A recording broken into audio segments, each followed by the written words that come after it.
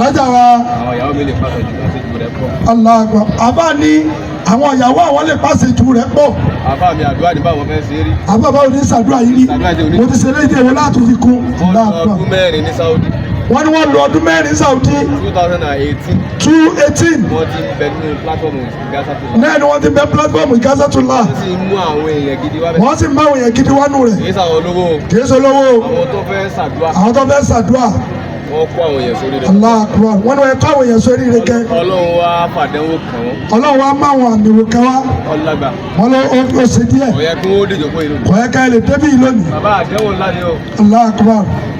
àdéhùn ńlá ni. ẹ má sunkún ẹ má sunkún ẹ dákun ẹ dákun ẹ má sunkún ẹ má sunkún ẹ má sunkún ẹ má sunkún. àdéhùn Ọlọ́run fi kẹ́. Allahu Akbar ẹ ṣe sùúrù ẹ dákun. ṣùgbọ́n bá ìmáì lára. wọ́n ní Ọlọ́run bá ìmáì lára yín.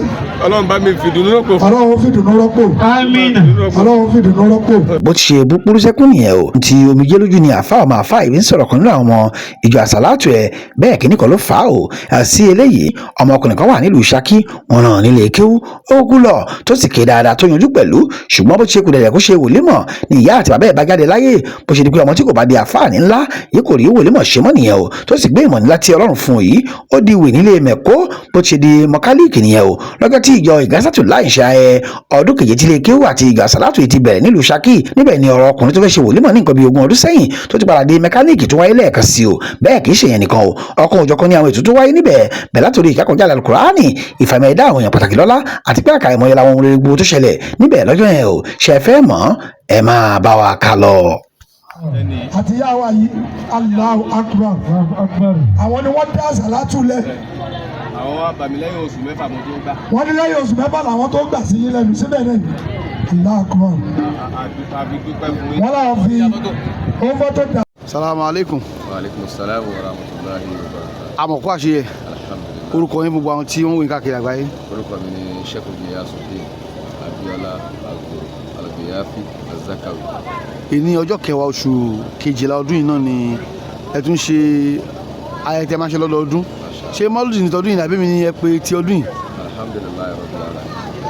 ohun tí a ṣe lẹ́nu ọkọ̀ méjì ló ń ṣe àjọ̀dún lẹ́yìn. Ighathatulahi náà ló kó gbogbo ẹ̀. Ighathatulahi tó kó jẹ́ orúkọ yẹn ó wá bí ọkọ̀ méjì. àkọ́kọ́ jamaatu Ighathatulahi kò làwọn jama lọ́kùnrin lóbìnrin Nàìjíríà àti káàkiri àgbáyé tí wọ́n fẹ́ kọ́ nípa ẹ̀sìn tí wọ́n fẹ́ kọ́ báwo làá ṣe bẹ̀lọ́ Al-Qur'an àtàwọn orúkọ ọlọ́ láti bí àbùkátà àwọn aláàdì súnmọ́ lọ. ẹ̀kọ́ ẹlẹ́ẹ̀kejì tí Ighathatulahi fi sí òun náà ni àwọn ọmọ kéwù tọ́jú àwọn ọmọ kéékèèké tó ń kọ́ nípa ìmọ̀ Al-Qur'an àti èdè Lárúbáwá kọ́dà àti èdè òyìnbó náà. so láti ìpele tó ti bẹ̀rẹ̀ débi tó dé àwọn ń ṣe ayẹyẹ ọdún keje àjọ̀dún ọdún keje tí Ighathatulahi ti bẹ̀rẹ̀ lẹ́nu. Ighathatulahi International Islamic Organization. Ighathatulahi International Institute of Arabic and Islamic Studies. nílùú Ṣakí. nílùú Ṣakí.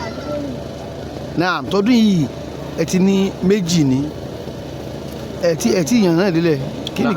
nígbà tí Ighathatulahi wa ti pé méjì yìí so ẹ̀ka kéní àti ẹ̀ka kejì náà wọ́n jọ ń ṣe àjọ̀dún ọdún keje lẹ́nu. àjọ̀dún ọdún keje tá à ń ṣe yìí nínú ẹ̀ a ní program 4 tó wà nínú ẹ̀. àkọ́kọ́ bẹ́ẹ̀ ni walimatul Qur'an. so a ní ìgáfà ilé kéwú ń bẹ fáwọn ọmọ inú àwọn ọmọ ilé kéwú àwọn tó máa ṣe walimatul Qur'an ní ìbẹ̀lẹ̀ tó máa ṣe wàlímà lọ́dún yìí náà.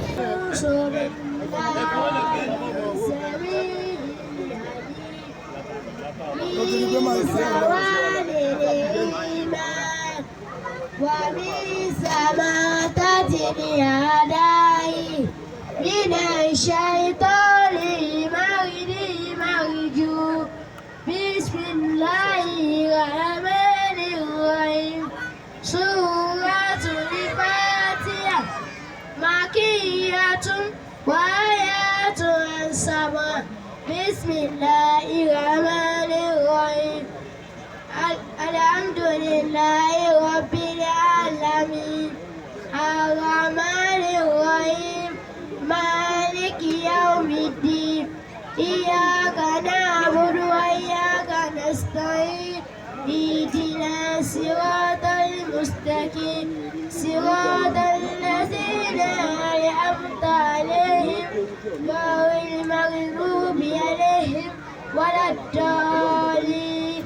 حاميم سورة بقرة مدنية وآياتها 86 ومئتان بسم الله الرحمن الرحيم ألف لام ميم ذلك الكتاب لا ẹlẹ́ẹ̀kejì afẹ́sẹ̀ wà al-musabaqatu al-Qur'aniyya Quranic competition bayna al-madarisi islamiyya láàrin àwọn ilé kéwú nílùú Ṣakí tá a fún lẹ́tà pé ẹ wá o àwọn yìí tó ti ka Qur'an tó ti hal Qur'an ní jùzù àmà tó dẹ̀ mọ ìdájọ́ tó dìrọ̀ mọ́ báwo là á ṣe kí al-Qur'an bí ànábì sí ní ká mọ̀ kí. sallallahu alayhi wa sallam. ẹ̀ka wo pé símọ̀ yẹn sì ń bẹ lára wọn. àpèlé kéwú kọ̀ọ̀kan nílùú Ṣakí àwọn tó dá wa lóhùn wọ́n dá wa lóhùn a ti bẹ̀rẹ̀ látàlẹ́ ìlú máa jẹ́ final stage. àtẹ̀ríbọ́ lọ́dún lẹ máa ń ṣe. ọdọọdún la lè máa ń ṣe. so àwọn tó bá kẹsẹ̀ járí gbogbo wọn náà máa gba ẹ̀bùn á fún lè kéwú lẹ́bùn á fún ọmọ tó wá lẹ́bùn àti bí. ẹ̀bùn owó ni àbí mọ́tò àbí ilé. Al-Qur'an lójú gbogbo nǹkan lọ. Allahu akbar. bá fún onílé ilé lè wò bá fún mọ́tò olè l'accident kódà olùkúdéètì ṣùgbọ́n ohun tí a fẹ́ fún wọn òun náà ni ohun tó dìrọ̀ mọ́ ohun tí wọ́n ń kọ́ ogun tí wọn ò lè jẹ tán ohun tó dìrọ̀ mọ́ ẹ̀kọ́ Ọlọ́run sísá Al-Qur'an àtàdé Muhammad. sallallahu alaihi wasallam.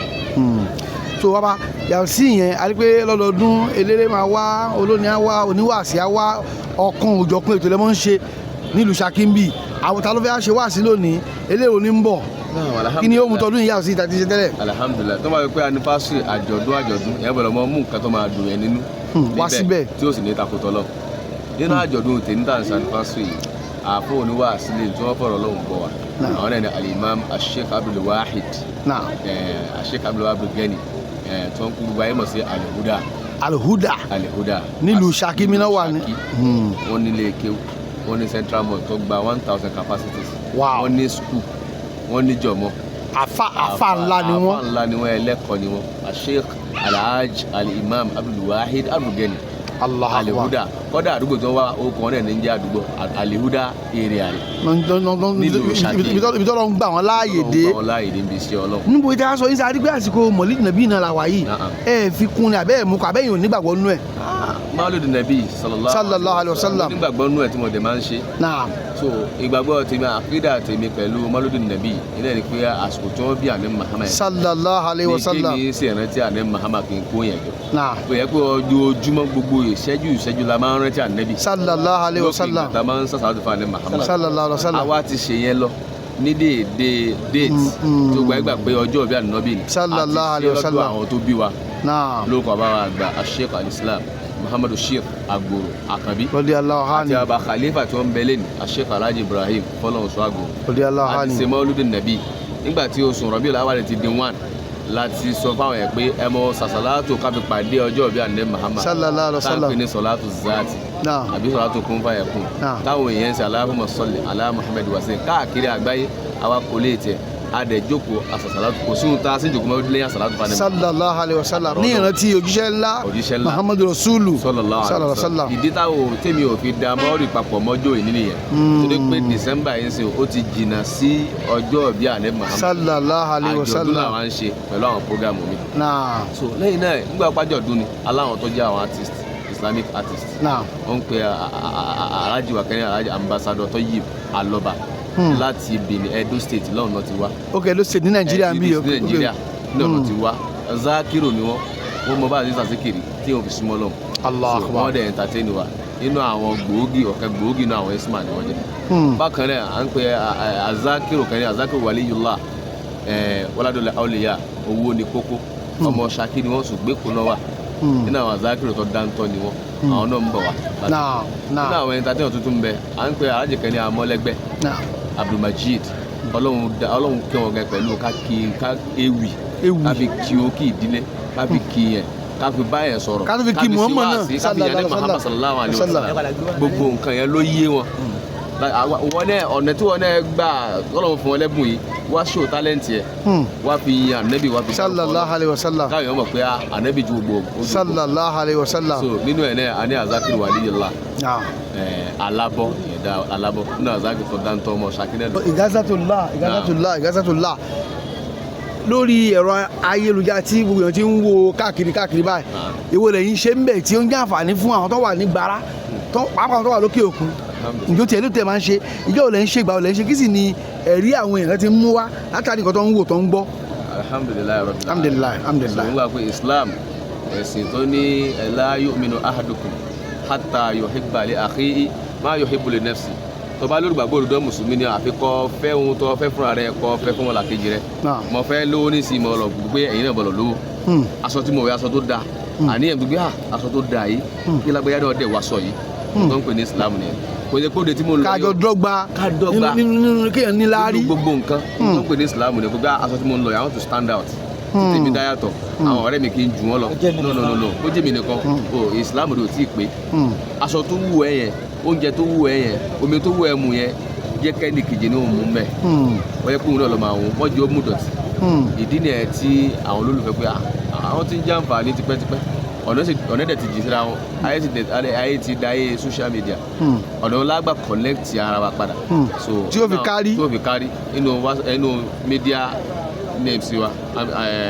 handle siwa a ní Facebook page tá a pè ní Ighathatulahi International Islamic Organization ẹni tó bá wà ní Facebook a rí níbẹ̀ oríṣiríṣi wáàsí nípa àtọ́nisọ́nà ó wà níbẹ̀ bákan náà a ní YouTube tá a pè ní Ighathatulahi TV ẹgbẹ́ wáàsí wa àwọn ọlọ́pàá ọlọ́run àti sọ̀rọ̀ síbẹ̀ àwa ní WhatsApp platform ẹgbẹ́ ẹni tó wà ní Ireland nù ẹni tó wà ní Dublin ẹni tó wà ní UK ẹni tó wà ní America ẹni tó wà ní gbogbo Africa Germany gbogbo ẹ̀ síbi táyọ̀ sí mbẹ̀ torí pé jama wa lẹ̀ káàkiri a ní àwọn jama ní Burkina Faso jama wa ń bẹ ní Mali wọ́n ń bẹ ní Cote d'Ivoire wọ́n ń bẹ ní Togo wọ́n ń bẹ ní Benin wọ́n ń bẹ ní Germany wọ́n ń bẹ ní Saudi kátó á pé state kọ̀ọ̀kan Nàìjíríà WhatsApp platform yìí la decode pẹ̀lú àwọn Islamic programs àtàwọn tó máa jẹ́ bíi pé kí ni ọmọ ọjà àǹfààní fún wa láàrin ìlú nípa air talk wọ́n bá wa sọ̀rọ̀ nípa ẹ̀ pé ọ̀pọ̀lọpọ̀ Islam àwọn obìnrin Islam wọn ti jìnnà gan nípa ẹ̀sìn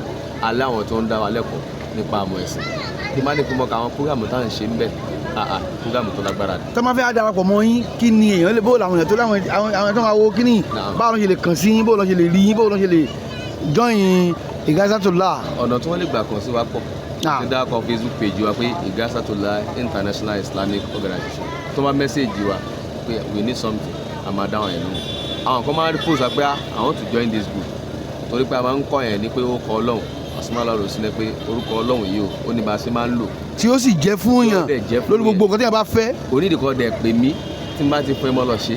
mo lọ ṣe nǹkan rẹ. bùkátà yóò ti ń bẹ láyé mo lọ ṣe àìmọ̀ testimonies. mo ti fáwọn yẹn ní orúkọ Ọlọ́run pé eléyìí o títí bá ń dún yẹn nígbà tí mo rí pé problem mo fọ̀ sí problem mi wọn padà wáyé láwùjọ wa òun náà ní air problem. because everybody nísìnyí tá a bá ń lọ sí a máa fi airport sétí a máa fi airport sétí so air drum yẹn rọ àwọn onímọ̀ jìnlẹ̀ ó máa kó àwọn virus àwọn jantuzẹ̀ sínú etí wa ìdọ̀tí ó máa padà di etí ẹ̀dá. téèyàn ní gbọ́rọ̀ dáadáa mọ́. so mo ti advise on platform pé nípa medical aspect of it pé ẹ jìnnà sí o lẹ́yìn náà tó bá ti ṣẹlẹ̀ àdúrà báyìí lè máa ṣe tọ́lọ̀ máa fi ṣí etí yẹn. padà. abọ́dẹ ṣí àwọn tí àwọn ẹ give testimony. tọ́lọ́ lọ́nà ọba tó jẹ́ pé ọba àwòsàn. ọba àwòsàn ni.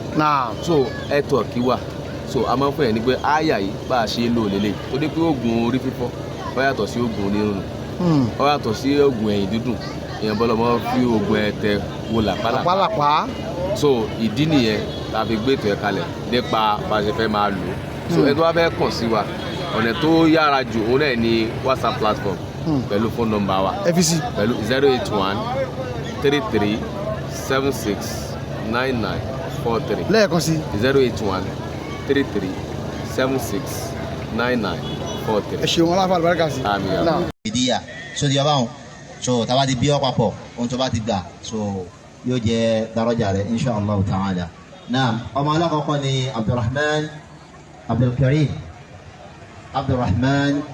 Abdulkarim inshallah ta'ala ìrẹ̀ ni a ti gbé ìbéèrè alákọ̀ọ́kọ́ naam so ti wà ń bí báyìí pẹ̀lú wa manu Abdulrahman Abdulkarim so anta min ayi madrasa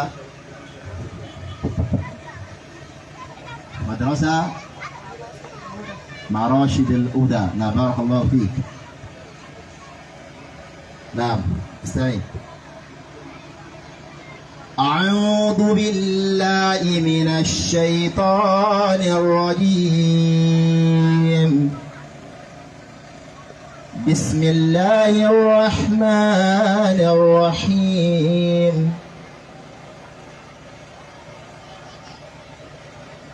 ألم تر كيف فعل ربك بعاد إرم ذات العماد التي لم يخلق مثلها في البلاد. وصل.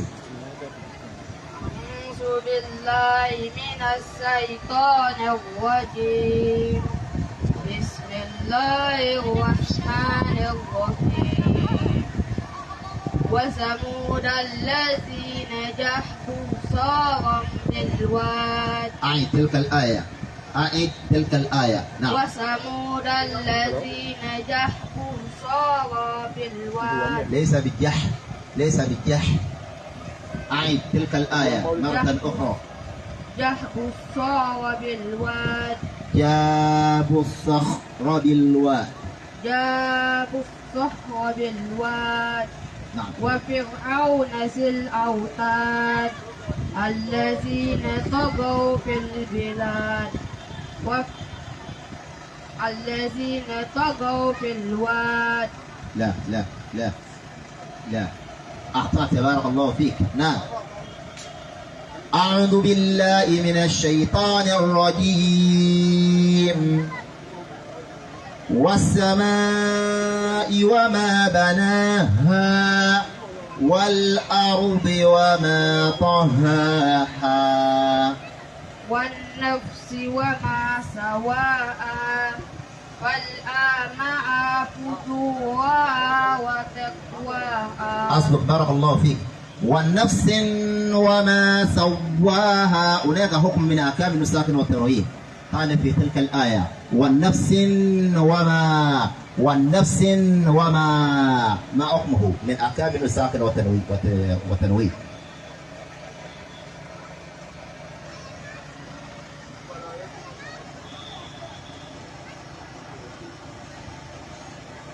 ما دريت ذلك الحكم الماذا؟ بارك الله فيك. أرجع ميكروفون إلى غني. àwọn ọlọ́pàá ó sì mọ sun ẹkún pé àfẹ́ bá ń ṣe ọkọ̀ ọlọ́run kí wọ́n fún mi lókun. wọn kó kún mi. èyí tẹ gbà lónìí kò ní jókun fìtínà. amínà. kò ní jẹ́ okùn dààmú. àmín. gbogbo abẹ́ àwọn ẹ̀bá ń bá wọn ṣe amínà. àmín. kò ní. Waalaikum salaam wa rahmatullahi. orúkọ yín lẹ́kùnrin ma. Orúkọ mi ni Alága Saida Rọ́díyà Agoro Alibiyasiya.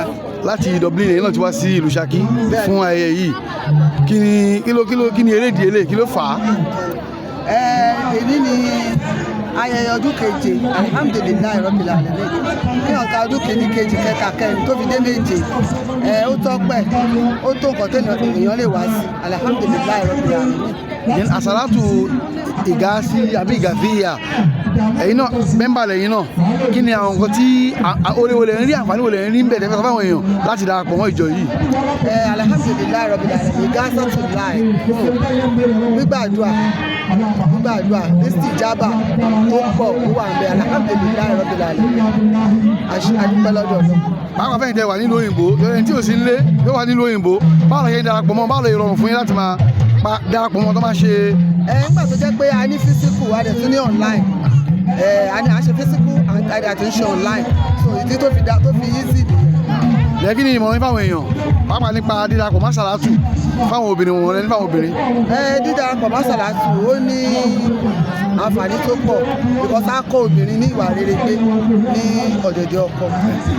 ìyẹn olórin mùsùlùmí ni ẹ̀yẹ kọrin fáwọn èèyàn káyọ̀ pé olórin là ń bá sọ̀rọ̀.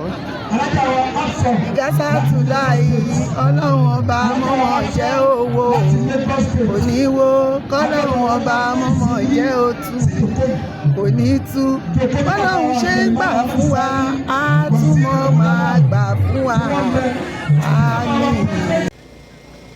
tí ó fún wa ní ya Allahu ahadu bawadu yóò fún wa ní ya baru hasu àti bawu yóò fún wa ní ya jabaru mẹ́sàn-án ni ọ̀yá àwọn tí wọ́n jẹ kẹgbẹ́ so nítorí bẹ́ẹ̀ ni pé sí alukurani ọ̀wá sí mọ́ ni fáàfù òun ni fárúdù ya fárúdù máàlù bí mo ti lọ ni pé máàlù jẹ́ 71 alif lam mim kí ló jẹ́ yẹn 71 tẹ́ bá wá mú máàlù yẹn 71 yẹn pé times 4 òun ni ó fún yín ní fárúdù 282 àbí bàṣírù yẹn dà kí ni fárúdù ó jẹ́ 284 àwọn kọ́ àwọn ọmọ gbogbo ẹ̀ papọ̀ ni wá sí dọ̀là kó pé ọ̀dà nínú àwọn ọ̀fẹ́ pọ̀ torí bẹ́ẹ̀ òun ni ó fún wa ní fárúdù òun ni wọ́n máa fi bẹ lọ́hùn fáwọn èèyàn nígbà tẹ gbogbo àwọn bàbá owó ní kókó tó pé sọ fẹ́ jẹ́ èèyàn wọ́n wá bẹ̀rẹ̀ sí ni mọ̀ sí fún yá fárúdù yọ́dẹ̀ wá jẹ́ èèyàn jíìmù bẹ̀ ní jàbáàrù sáwù ní sábìtù ṣì ní ṣàkúrù wàkífà yudallu lil muslimuna. وكيف يضل المسلمون وبينهم كتابك يتلى كل يوم ويقرأ. wọ́n gbọ̀fọ̀ mọ́ wọ́n gbẹ̀bọ̀ mọ́ ẹ̀rọ tá a wà á máa pè é so mọ̀ pé sí yọ́ máa bá a pè é àfà ó dojú tí ìyàn dẹ̀ bàyẹn nu jẹ́. وكيف يضل المسلمون وبينهم كتابك يتلى كل يوم ويقرأ. ohun tẹ́ ẹ bá fi Suratul Fatiha ṣe tí ọlọ́run ò ṣe kò tiẹ̀ sí ọlọ́run ò ṣe ni àfi tẹ́ ẹ bá tí ọlọ́run ọba ní ṣe kò ní jẹ́ kó o fi sí. ẹ yẹ ká wo Suratul Ikhlas Qul huwallahu ó jẹ́ 1002 1002 ní iná làwọn kan ṣe sí ṣé wọ́n jáde àmọ́ àwọn míì sí lọ́nà ẹ̀bùnmí àwọn míì sí lọ́nà ẹ̀bùnmí. Suratul Ikhlas gbogbo ohun tí ń jẹ́ kí nǹkan ọmọ ọlọ́nu rẹ̀ lọ́wọ́ ẹ̀rí mú tọ́lọ́hún kó síbẹ̀ ni nínú rẹ̀ ní lámúyẹ̀ ní jíwọ̀ lámúyẹ̀ láti Allahu hayyu qayyum tẹ́ bá sin 240 ní òkú àríwẹ̀ ẹ̀kọ́ ni bàbá gára nítorí bẹ́ẹ̀ gbogbo àwa tá a jẹ́ mùsùlùmí àtàwọn náà tá a jẹ́ àfáà ẹ jẹ́ ká padà sínú Al-Qur'ani o ẹ jẹ́ ká padà sínú Al-Qur'ani ẹ jẹ́ ká. Salaam alaikum. Orúkọ tí ilẹ̀ pẹ̀rẹ̀. Àjọ àsàlátù ẹ̀ ń ṣe ayẹyẹ ọdún keje lẹ́ni kí lẹ́sọ̀ fáwọn èèyàn káàkiri àgbáyé. Within that 7 years, a rí ipa oríṣiríṣi nípa àwọn èèyàn tí wọ́n ń give testimony nípa prayers tí àwọn àbá máa fún wa nínú. Wàláì ó ní ipa tó dà ní ìgbésí ayé nípa àwọn tí wọ́n jẹ́ ìpamọ́ta. Àwọn tó bá fẹ́ darapọ̀ mọ́ yín báwọn lè rí ìṣà sí báwọn lè darapọ̀ mọ́ yín ọ̀nà wọn lè gbà. Gbogbo ó wà ní nọ́mbà WhatsApp nọ́mbà wà lórí Facebook. Ìgbàsátúlẹ̀ international page ẹ̀ wà lórí Facebook. Ó ní WhatsApp nọ́mbà everywhere kò síbi tẹ́ẹ̀kì lè rí worldwide. Nípa wọlé yín máa ń kó ń bẹ̀. Mo nípa wọlé yín kó ń bẹ̀ ibo rẹ̀ yín dì mú bẹ̀. Àwọn ìdáwọ̀ obìnrin lẹ́kọ̀ọ́ nípa mọ́rábì mùsùlùmọ́ àsọ̀yà nípa bó ṣe máa jókòó dáadáa bí àwọn ìyá wa Khadija, àwọn Sayyida Aisha, àwọn ìyá wa Maryam àti Sayyida Fatima, àwọn ìpàdánù kó ní Islam tí wọ́n fi jẹ́ Sayyidatu al-Janna. Lẹ́yìn kọ́ wọn bẹ́ẹ̀ àbí. Bẹ́ẹ̀ ni. Salaam alaikum. Wa alaikum salaam. mo fẹ́ gun mọ́tò kóbò tó níyà ẹlòmíì torí ẹlòmíì ò ti ṣeré sá wọ́n kàrá hiyatul maut ẹ̀ẹ́dẹ̀ nífẹ̀ẹ́ kú ló ń kálukọ́ mọ̀ fi lọ́jọ́ yẹn gbé awo. èyí ò ní gbogbo àwọn tá a jẹ́ mùsùlùmí lè ní ànábì ní àlùwáhánù yẹn yóò dà yín láàmú. lẹ́yìn náà mo kí gbogbo àwọn àfáà wa ẹ̀ẹ́dì jòkólé àfáà báyọ̀ kọ́ mọ̀mọ́ tí ẹ bá dẹ̀ lọ sọ̀rọ̀ mi tí ò ní wúlò ọ̀rọ̀ yẹn kẹ̀ wéṣítì ni. ànábì náà yìí tẹ́ ẹ jẹ́ àfáà ìzá tabayantum bil-'inat ànábì ní tẹ́ ẹ bá ti bá al-'inatu tẹ́ ẹ bá ti bá amújí tẹ́ ẹ fẹ́ràn rẹ̀ al-'inatu ṣẹ́ríà ohun tí wọ́n pè ní al-'inatu ní ṣẹ̀ríà òun ni kéèyàn ta ọjà fún yẹn wọ́n wá tún lọ rà á padà lọ́wọ́ rẹ̀ ó tà ní 10,000 ọba tún rà ní 5,000 padà àbí bẹ́ẹ̀ kọ́ ràìsù ń kọ́ ràìsù bàbá àbùsẹ̀ bẹ́ẹ̀ ó ní ìsátàbàyà ń tún bẹ̀lẹ̀ ìnẹ̀t tẹ́ bá ti bá òwò títà rírà tẹ́ bá ti fẹ́rẹ̀ rí ọ̀pọ̀ táàfà ní ògbélé mọ́ àwọn kí wọ́n máa kiriki ẹ̀rí tí ṣé ògì àṣùṣe ẹlòmí ò lè kọ́ mọ́ ń kéwú mọ́ tí n bẹ kọ́ mọ́ ń kéwú jọ́ kẹ́mi ní gbádùn kò lè kọ́ mọ́ ń kéwú àmọ́ ó lè sí mọ̀ọ́lú òun ni ó mọ̀ pa ní ọba tó da mọ̀ọ́lú láàárọ̀ jẹ́ bóò ní àbá ọ̀gá àwọn ẹ̀rẹ̀ ni ò tí ì jẹun. wàlá tahinu wàlá ta. orúkọ yín lẹ́kùnrin rẹ̀ Ayub kini èní wọn ní èní lọmọ ń ṣe wòlímọ̀ wọn lọ ẹ̀ka iná ti ṣerú nǹkan báyìí kí ni sọ́bàrì sọ́nà èyí lọ kí ló ṣẹlẹ̀ nígbà yẹn ẹ sọ. ìjọ tó ṣẹlẹ̀ pé àwọn bírèdì mi sáré gbígbà yẹn níta ìgbà tí táìmù ẹ tó àwọn méjì àbẹ́ nìkan ló ṣá. kò sí ya kò sí wa. Allahu Akbar. ó tó fàlẹ̀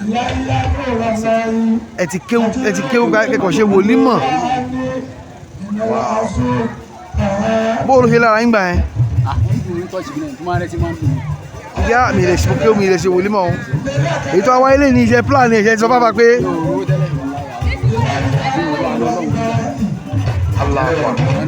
mo rí pé ọmọ yìí ń tọ̀ yìí náà ń tọ̀ ayé pé ẹ fi Kùránì ẹ̀ mọ́ ń tọ̀ náà láti gbẹ. Àfáà Agoro tó wá pè yín fún tó ń ṣerú eléyìí fún yín kílẹ̀ lè sọ́n pa wọn irú èèwọ̀ gbọ́dọ̀ Àfáà Agoro. àánú Ọlọ́run ní kẹ́lẹ́ lè ṣe wọlé sí i kò sí rẹ̀ ṣe lè yí sí i. ọmọ yìí tẹ́bí sílé kí ó gbà yín kí ló wá sí ẹyìn ọlọ́kọ̀ tẹ́bí ní kó yá mọ́ lọ́lé kí bẹ́ẹ̀ mi ò tiẹ̀ gbà certificate pé mo kọ́ mo kà á kí ló mú yín sọ ọmọdé sílé kí ó. ohun tó mú mi fi sílé kí ó wọ́n ní ẹ̀rù pé wọ́n fẹ́ fi rọ́pò mi wọ́n jẹ́ nígbà tí wọ́n ṣe ìlú wọ́n ṣe kí wọ́n lè ṣe. káàdì pé bí wọ́n ṣe onímọ̀ yẹn fún yín gbà yẹn bó o ní pele kí ó yàn báyìí tó lè ní. bẹ́ẹ̀ bá dáfà ńlá rẹpẹtẹ ni o iṣẹ́ ò lẹ́ ń ṣe ń sìn.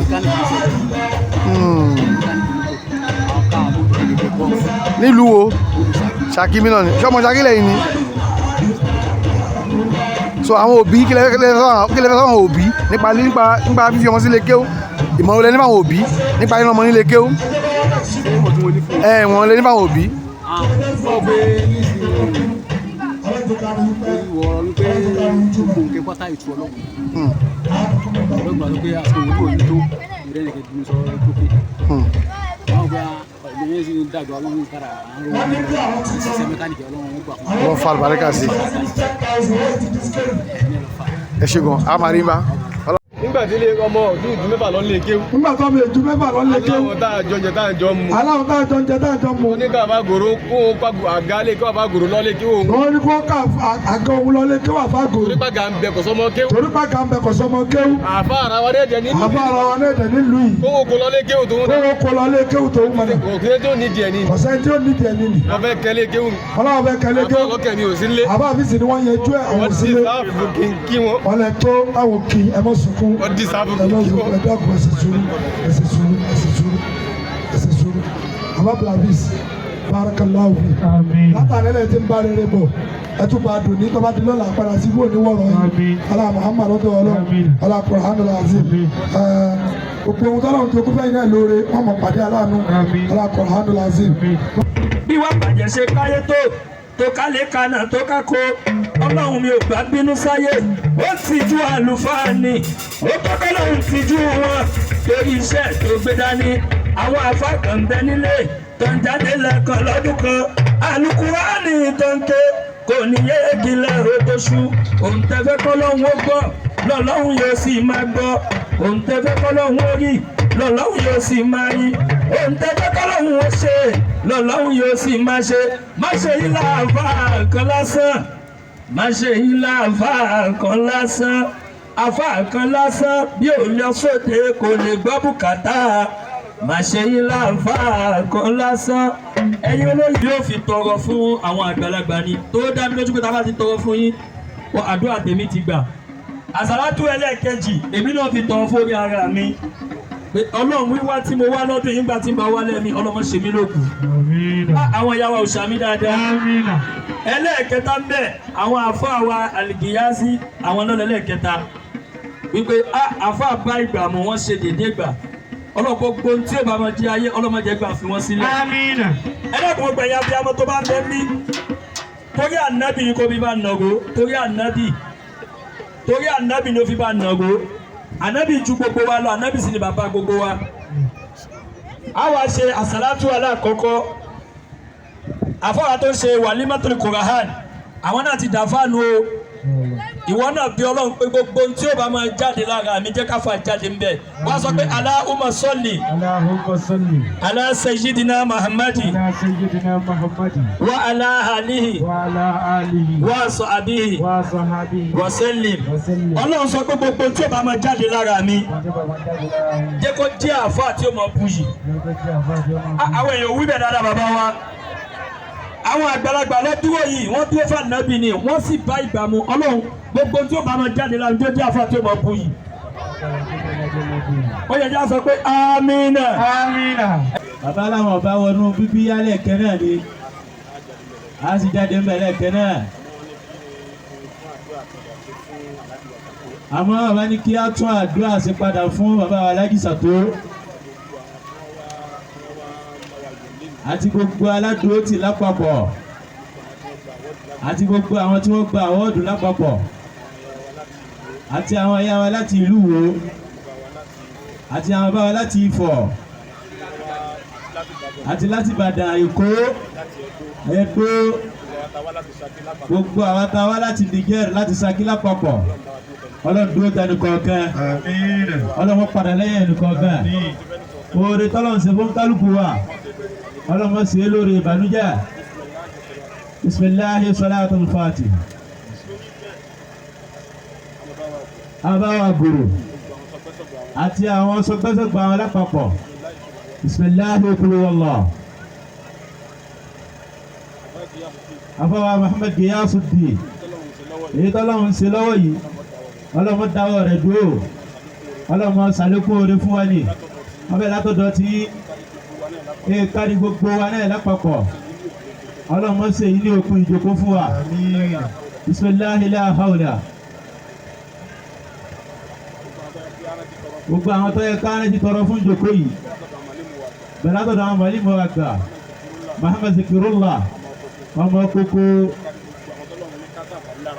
ṣòun rere fún yìí lọ́dún yìí ọba ńlá ṣòun rere fún yìí lọ́dún yìí ọlọ́run ọba kọ́tà yìí kó lànà àkómálì àlòdì lọ́jọ́ náwó ní kọ́tà ìwà ṣàbọ̀tọ̀ ṣòun rere fún yìí lọ́dún yìí ọba ńlá àmì ṣòun rere fún yìí lọ́dún yìí ọlọ́run ọba àmì kọ́tà yìí kó lànà àkómálì. Al-Qur'ani yẹn la wá ń ṣe ìyáwó rẹ̀ là ń kó jáde yìí láàdá àti láàdá tí a máa rí ń bẹ̀ ọlọ́run mọ́ fi dùn ẹnì kọ̀ọ̀kan wa albarka ọlá anábọ́wá Muhammad gẹ́gẹ́ bí kò yẹ kọjá sí pé mi ní ń gbé èsì yìí jáde nítorí pé mi àtàwọn ọ̀gá mi lájọ ṣiṣẹ́ ọbẹ̀ látòrí àfáà wa Abdulsami Raisu Shabab wọ́n ti dìde ọlọ́run bá dúró tì wọ́n ọ̀gá mi kejì náà àwọn bàbá wa Sheikh Abdulrahman akọ́mọláfẹ́ Al-Khalifa ọlọ́run bá wa wà pẹ̀lú wọn wọ́n á gbé gbogbo yìí fẹ́ musabakọ̀ yìí níbi competition yìí tabaníkà wọn kà wọ́n jẹ́ bí wọn kà 6 sí 7 a máa pe ẹnìkan a máa pélé kó kọ̀ọ̀kan àwọn ọmọ tó wà ń bí ọmọ bá wọn gba ìwé ẹ̀yẹ wọn tí wọ́n fi díṣẹ́ lé pé tó ibi tẹ̀ rán wa lọ ìsìn lélẹ́yìí ẹlẹ́ẹ̀kejì ni wípé àwọn àfáà wa wọ́n mú position tá a mọ̀ sí dárájà láti ní 2 3 4 tó fi dé 13 tó gbé ọmọ 13 ló kópa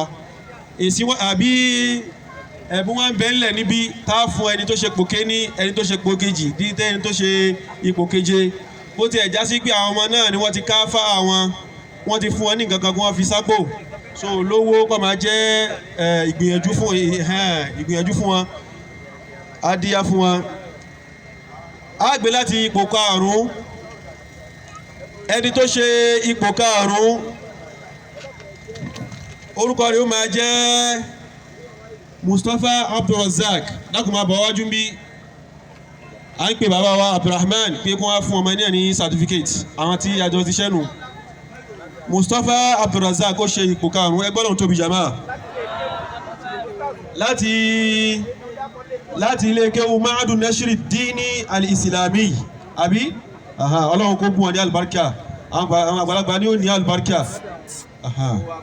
ẹni tó wọ́n á ya fọ́tò lọ́dọ̀ àwọn àgbàlagbà ẹni tó ṣe ipò ẹlẹ́ẹ̀kẹrin ọkùnrin bí obìnrin ni so kò sì jọ wá lójú nítorí pé anẹ́bùwà Muhammad ó ní ìdajì ẹ̀sìn ẹmu látara ẹni tí mo fẹ́ pè yín tóun náà bá tó gbé alukurani tó wá bẹ̀rẹ̀ sí kí alukurani tó ń sọ àkíyàmù tajwidi àti bẹ́ẹ̀ kò yẹ kó jọ wá lójú.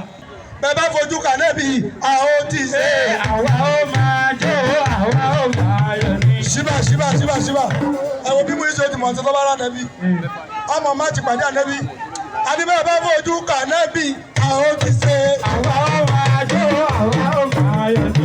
Muhammad àwa ó máa yọ̀ ní. àgbàdébé àwa ó máa yọ̀ ní. ẹni àtúnṣàyẹ̀sẹ̀ àwa ó máa yọ̀ ní. ọkọ̀ dáadíjá ọkọ̀ dáadíjá ọkọ̀ yìí ṣáájú bẹ́ẹ̀ fojú kà nẹ́bí àwọn ó ti ṣe àwa ó máa jó àwa ó máa yọ̀ ní. bẹ́ẹ̀ fojú kà nẹ́bí àwọn ó ti ṣe àwa ó máa jó àwa ó máa yọ̀ ní.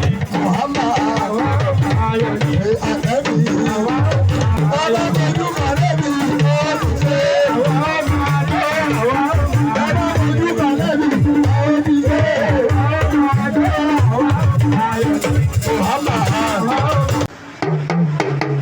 Alore TV Alore TV nílé ní lóko ni ẹ máa wò ó ètò tó kọ́ni lọ́gbọ́n